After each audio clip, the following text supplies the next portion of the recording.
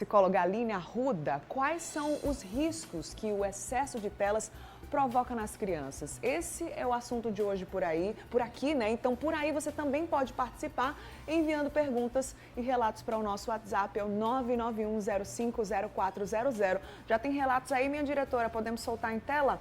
Já coloca aí na tela para a gente acompanhar juntos, tá? A telespectadora Lúcia Carvalho diz que tem um neto, Aline, que fica o dia inteiro no celular e está prejudicando a saúde dele. Lembra aqueles efeitos negativos, né, que a gente falou no bloco anterior? E aí, como vovó, ela pergunta, como posso ajudá-lo? Excelente pergunta, né? Como é que a família pode ajudar essas crianças ou adolescentes nessa situação? Imagine aí que se ele passa a tarde toda, a gente já entende como algo que ele está ali, né, o que a gente chama em algumas situações de vício nas telas, ele já está nesse processo de dependência. Então, o ideal é ir tirando, que ele fique cada vez menos, não tirar abruptamente, mas conseguir, ou ela, ou os pais, enfim, familiares, dar algum tipo de substituição. A televisão, por exemplo, as crianças não veem mais muito televisão, porque no aparelho, quando ele vê um vídeo, um desenho, ele pode passar rápido, ele pode pular.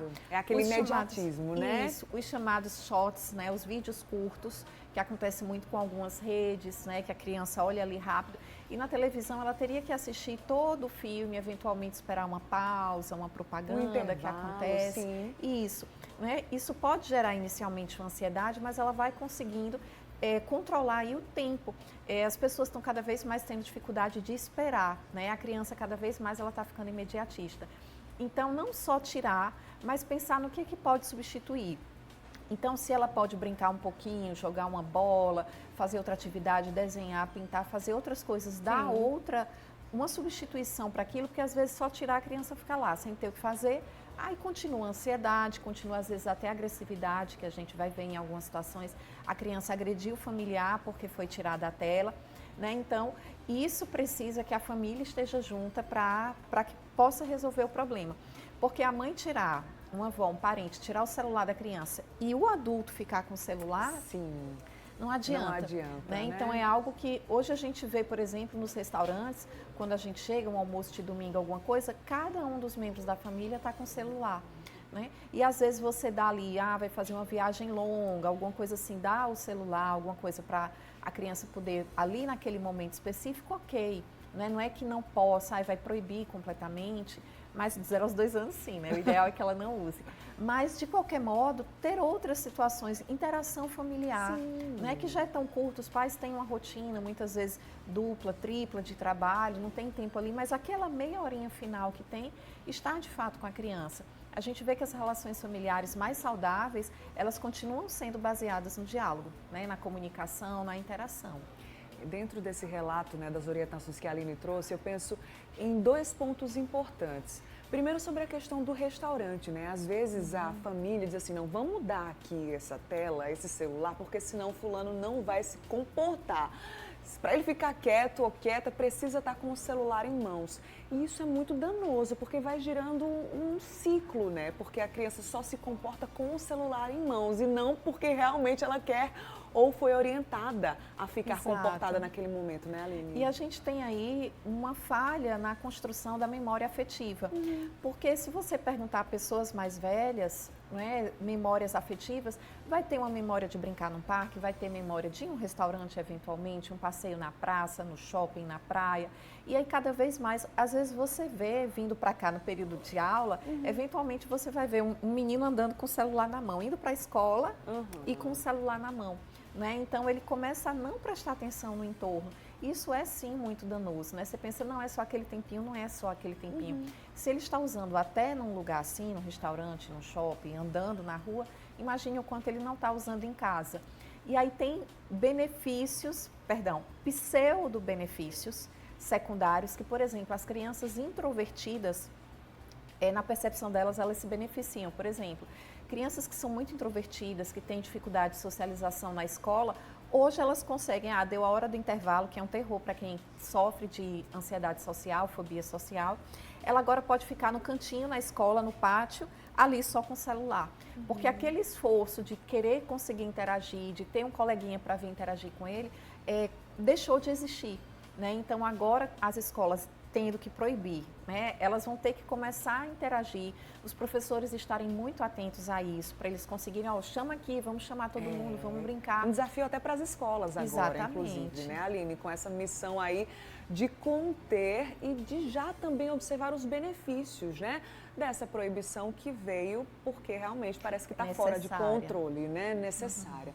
Mais um relato aqui no Zap do Mulher Demais, vamos acompanhar juntos? Coloca aqui na tela para a gente acompanhar. Tá? É a Nani Rufino, ela diz que se chama Lindaiane. As filhas só ficam com o celular 2 vezes por semana, sábado e domingo. Fora disso, nada.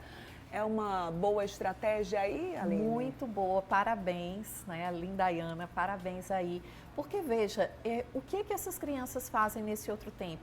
Elas vão estudar, elas vão desenhar, elas vão mexer com o que tem na casa, elas vão fazer outras traquinagens, né, mas que é explorando o ambiente, sabe? Elas vão brincar entre si, eventualmente brigar, porque o processo de socialização com crianças faz parte desse desentendimento, de procurar fazer as pazes. Então, toda essa construção, ela se perde se a criança fica muito tempo sozinha ali na tela, ou com outra criança, mas cada uma com a sua tela. Então, tá aí de parabéns, porque elas vão ler, elas vão assistir alguma coisa, elas conseguem até aprender idiomas, se elas estão assistindo alguma coisa com uma tradução diferente, né? Então, elas têm uma construção de aprendizado que é muito importante. O nosso cérebro, ele começa a se formar de trás para frente. A última parte é o lobo frontal, que é de juízos, de valores. Então, a criança não tem discernimento de dizer assim, eu vou ficar só um pouquinho, depois eu vou parar, porque eu vou fazer outra coisa, vou fazer a tarefa. Não pode, não dá, não dá, Então, os pais têm que estar atentos a isso. Ela falou sobre essa limitação. Cada família ou cada rotina vai ter uma forma diferente de fazer. Mas o importante realmente é limitar, então, a questão do horário, a questão, inclusive, do conteúdo que essa criança ou adolescente também precisa estar supervisionado aí também, né, Aline? Isso. Você pode colocar um despertador, aqueles tempinhos de areia, né, e mostrar para a criança, ou estabelecer para ela que ela consiga entender qual o limite de tempo. Olha, quando chegar tal horário, quando começar a escurecer, um pouquinho antes do jantar. Então, estabelecer ali que a criança começa a ter noção de tempo. Sim. A percepção de tempo para a criança demora, mas quando vira uma rotina, ela consegue ir administrando, entendendo isso. Então, olha, você brinca agora até um pouquinho antes do jantar e a gente guarda isso amanhã. Então ela vai entendendo, sabe? Ela vai conseguindo fazer isso, mas não de forma abrupta e também não deixar a criança ficar muito tempo, é muito prejudicial. É essencial, né? Pois é, a gente falou muito aqui sobre os pequenos, sobre as crianças e adolescentes, mas os adultos têm papel fundamental mesmo, tá, minha gente? Nesse controle, nessa limitação, no acesso às redes sociais, ao smartphone, ao tablet. É missão, tarefa dos adultos também nesse quesito, tá? Ainda falando sobre socialização, só para a gente encerrar, eu falei, né, sobre a questão de dar o celular para a criança para ela ficar mais comportada e às vezes os adultos querem interagir entre si, deixa a criança ali no cantinho com o celular na mão como se isso fosse resolver. Dá para aproximar essa criança para aquela conversa, para ela socializar com outras pessoas também, Aline? Dá para deixar essa criança falar, dá para deixar essa criança interagir, perguntar. Às vezes ela quer perguntar a mesma coisa várias vezes, mas dá para incluir essa criança nessa participação social, porque ela vai interagindo. Do mesmo jeito que, espera só um pouquinho, né? E aí conclui o que está falando, agora você pode dizer. Né? Dar vez e voz a essa criança é importante. Muito bem. Vou deixar aqui o Instagram da nossa psicóloga, @alinearruda_fonseca. E vem congresso por Ficou alinearruda.psi. Mudou agora? Isso. Então vamos mudar aí, @alinearruda.psi.